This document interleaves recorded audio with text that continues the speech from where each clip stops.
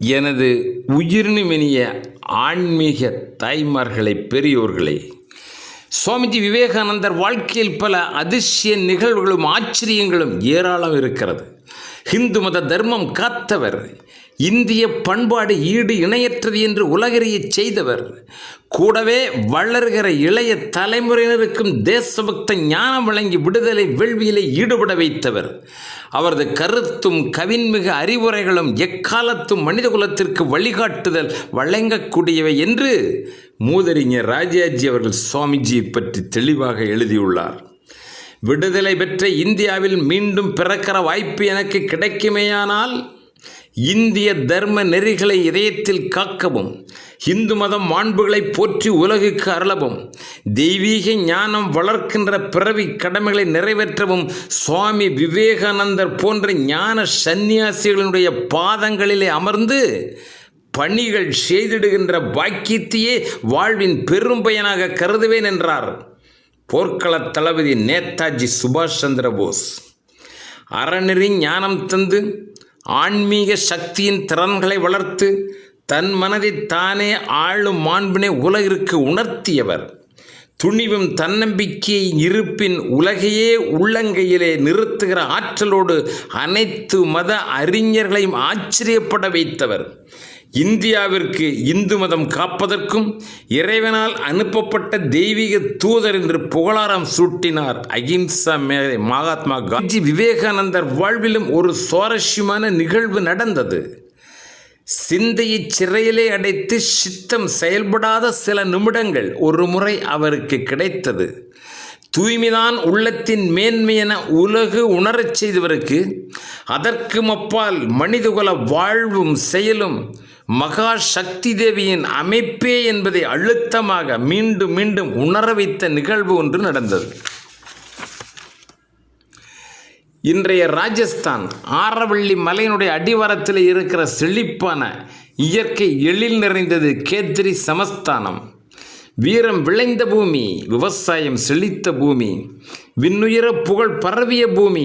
ஆனாலும் சமஸ்தான மன்னருக்கு ஒரு குறை இதயத்தினில் கனந்து கொண்டே இருந்தது.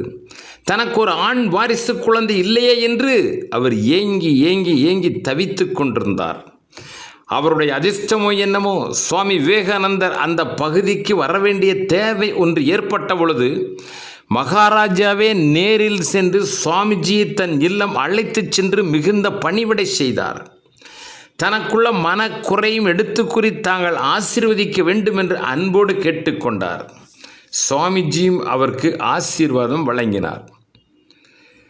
ஓராண்டு நிறைவதற்குள்ளாகவே உங்களுக்கு ஒரு ஆண் வாரிசு கிடைக்கப் பெற அம்பாளை நான் வேண்டுகிறேன் என்று ஒரு சிறப்பு பூஜையை நடத்தி வாழ்த்துப்பாக்களையும் பாடினார். மகாராஜாவினுடைய மனம் மத்தாப்பு பொறி போல மகிழ்ச்சியிலே நிறைந்தது. சரியாக ஓராண்டு முடிவதற்குள்ளாக ஒரு ஆண் குழந்தை பாக்கியம் கிடைக்கப் பெற்றார். 1892ஆம் ஆண்டு அமெரிக்க சிக்காகோவில் நடக்க இருக்கின்ற சர்வமத மகாசபை பற்றி விவேகானந்தர் கேள்விப்பட்டார். இதில் கலந்து கொள்வது பற்றி முடிவெடுக்க இயலாத குழப்பத்திலே இருந்தார். இந்த பயணமும் மகாசபையில் பங்கேற்பது என்பதும் இறைவனுடைய திட்டமா அல்லது தன்னுடைய சொந்த ஆசையின் வெளிப்பாடா என்று மனதிற்குள்ளேயே கேள்வியை கேட்டுக்கொண்டிருந்தார். என்ன இருந்தாலும் குருதேவர் ராமகிருஷ்ணனுடைய தெளிவான சித்தம் தெரியாத வரையிலும் பயண பணியை ஏற்பதில்லை என்று முடிவெடுத்திருந்தார். ஆனால் ஸ்ரீ ராமகிருஷ்ணர் ஏற்கனவே இயற்கை எய்தி 6 ஆண்டுகள் கடந்து விட்டது என்பதுதான் யதார்த்த நிலைமை.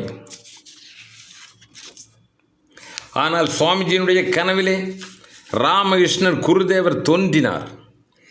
கடற்கரையிலே நின்று கொண்டு தம்மை பின்தொடர்ந்து வாருங்கள் வாருங்கள் என்று சைகை காட்டினார். சைகை காட்டியதைக் கண்ட விவேகானந்தரும் அங்கே கரங்களை நீட்டிக்கொண்டு முன்னே செல்லுகிறார். கடல் மீது நடப்பதைப் போல ஒரு உணர்ச்சி அவருடைய உணர்விலே ஏற்படுகிறது. இறுதியாக அன்னை சாரதா தேவியினுடைய அனுமதியும் ஆசீர்வாதம் பெற்று சர்வ சமய மாநாட்டில் பங்கேற்க உறுதி பூண்டார். சென்னையில் உள்ள அவருடைய அன்பர்கள் நிதி திரட்டினார்கள். பயணத்திற்கான ஏற்பாடுகளை எல்லாம் விரைவுபடுத்தினார்கள். அதற்கிடையிலே கேத்ரி சமஸ்தான மகாராஜா தன்னுடைய அந்தரங்க செயலாளரை அனுப்பி விவேகானந்தரை தன்னுடைய அரண்மனைக்கு வர வேண்டும் என்று கேட்டுக்கொண்டார். சுவாமிஜியும் ஆசீர்வாதத்தினால் தனக்கு பிள்ளை வரம் கிட்டிற்று என்று கருதிய மகாராஜா அந்த குழந்தையின் பெயர் சூட்டி ஆசீர்வதிக்க வேண்டும் என்றுதான் அவர் விரும்பியிருந்தார். விழா கோலாகலமாக நடந்தேறியது. சிறப்பு பூஜைகள், அவற்றின் பேரில் அன்னையின் அருளில்தான் அனைத்தும் நடப்பதாக அற்புதமான பாடல்களையெல்லாம் பாடி அனைவரையும் ஆனந்த பரவசமூட்டினார் சுவாமிஜி அவர்கள்.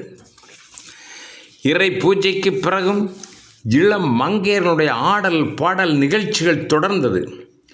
இளம் பெண்களுடைய நடனம் என்றால் இளசுகள் முதல் முதியோர் வரையிலும் ஒரு மட்டற்ற மகிழ்ச்சி இருக்கத்தானே செய்யும். ஆசைகள் அனைத்தையும் துறந்து ஒரு சன்னியாசியாக வாழ்ந்து கொண்டிருக்கின்ற விவேகானந்தருக்கு அங்கே இருக்க பிடிக்கவில்லை.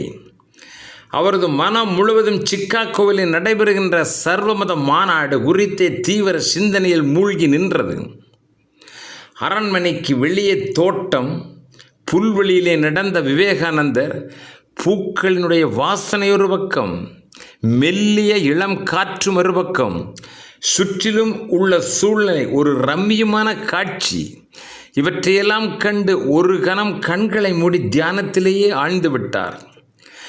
ஆனாலும் அவருடைய மனம் முழுக்க தியானத்தில் ஈடுபடவில்லை. புறச்சூழல் அவருடைய நினைவுகளை இழக்க முடியாமல் சுற்றிலும் நடக்கிற நிகழ்வுகள் அவருடைய காதுகளை வந்து இணைந்து கொண்டே இருந்தது. அவரது காதுகளில் நடன மாதர்களுடைய பாடல்கள் மெல்லிசையாக வந்து ஊடுருவி உள்ளே பாய்ந்து கொண்டிருந்தது. அவை நடன மாதுகளினுடைய பாடல்கள் அல்ல, தன்னை பார்த்து தொடுக்கிற கேள்வி கணைகளாகவே உணர்ந்தார். தொழில் ரீதியான நடன மங்கைகளுடைய கேள்விகளாக தெரியவில்லை. அனைத்திலும் குடிகொண்டிருக்கின்ற மகாசக்தி பார்வதி தேவியை தன்னை கேட்கிற கேள்விகளாக அவர் உணர முடிந்தது. ஒரு சன்னியாசியாக வாழும் மகா ஞான குருவே, எங்களது ஆடலும் பாடலும் உங்களுக்கு கசந்தது ஏனோ? வாழ்வே திசை மாறி உங்கள் வழிக்கு நாங்கள் வரத்தான் முடியுமா என்ன? எங்களுக்கு ஏன் இந்த பிறப்பு, ஏன் இந்த நிலை, யார் இந்த வரம் கேட்டார்? ஆண்டவன் படைத்தது மலர் தோட்டம், அதில் 1000 பூக்களின் கூட்டம். சில வகை மலர்களுக்கு வாசம் நிறையவே உண்டு, இன்னும் சில வகை அந்தோ பரிதாபம். கடவுளுடைய கழுத்திலே மாலைகளாவதும், கன்னியர் கழுத்திலே திருமண மாலைகளாவதும், உயிர் இழந்தனுடைய புதை குழியிலே புதைக்கப்படுவதுமாக எல்லாம் அந்த பூக்கள் தானே. இறைவன் படைத்த மலர்களிலே ஏன் இந்த வேற்றுமைகள்? பிறக்கும் பொழுது பிள்ளைகளெல்லாம் ஒன்றுதான், அது பெரியவனாக வளரும் பொழுதுதான் வழிமுறைகள் வேறாகப் போகின்றது. பச்சை புல்வெளியும் பாயும் அழகு நதியும் படைத்தது யார்தானோ? வான் மழை பொய்ப்பின் விரி நீர் வற்றும், வியன் உலகத்து மரம் செடி மனித குல உயிரினம் வரை உடற்றும் பசியால் மாழ்வது யாரினுடைய மாயமோ? வான்தொடும் மலையும் வளம் தரும் மழையும் தேன்மதுர சுனையும் தெளிந்த நீரோடையும் தந்து உலகை வாழ வைக்கின்ற அவனேதான் அரிதாரம் பூசி ஆடலும் பாடலும் அழகும் காட்டி காண்போர் நெஞ்சில் கிளர்ச்சியை துண்டுகின்ற கலைப்பயணம் வாழ்வை விரும்பியா நாங்கள் கேட்டோம். ஊரெங்கு மேடை நடன ராணிகள் வேஷம்தான், ஆனால் உண்மையில் நாங்கள் ராணிகள் அல்ல. உள்ளத்திலே இருக்கும் உண்மையின் வடிவம் வெளியே தெரியாது. காற்றிலே கரைந்திருக்கும் கடவுளின் வடிவத்தை கண்ணால் காணுகின்ற ஞானி நீர்தானே. இறைவனுடைய படைப்பில் எத்தனை எத்தனை அற்புதங்கள்! நம்பிக்கை வைத்து எங்கள் கலையினை பார்த்தால் அது தெய்வந்தான் என்பதை உங்களால் புரிந்து கொள்ள முடியும். இதன் சரித்திரம் முழுவதும் படித்த பின்னாலும் சஞ்சலம் வரலாமா? ஞான முனிவரே, உங்களுக்கு சஞ்சலம் வரலாமா என்ற கேள்வி அவருடைய காதுகளில் 1000 அம்புகளாக ஊடுருவியது. கேள்விகள் விவேகானந்தனுடைய காதுகளில் நுழைந்த பொழுது இது நியாயத்தின் குரலாக மனதை தொட்டது. சுவாமி அவர்கள் அரங்கத்தை விட்டு வெளியே சென்றது நடன மங்கையர்களில் மனதிலே ஒரு காயத்தை ஏற்படுத்தி இருக்க வேண்டும். ஆனால் விமர்சனங்களை புறக்கணிப்பினால் வெற்றி கண்டவள் அவள். அந்த நடனமங்கை சாதாரண பெண் என்று கூற முடியாது.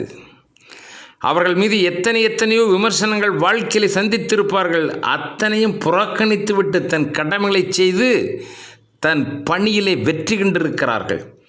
சோகத்தை மன உறுதியால் மறைத்து கொண்டவர்கள் அவர்கள்.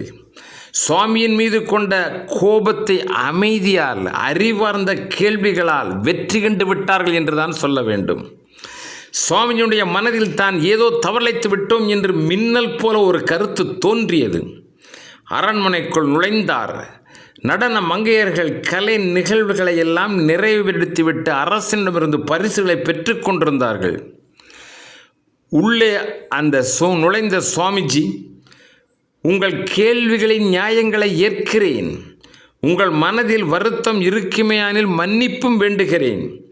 எல்லாம் அன்னை சக்தியினுடைய விருப்பமாகவே நான் அறிகிறேன் என்று அனைவரையும் நிறை அன்பு வார்த்தைகளால் பாராட்டி ஆசீர்வதித்து அனுப்பி வைத்தார். நன்றி, வணக்கம்.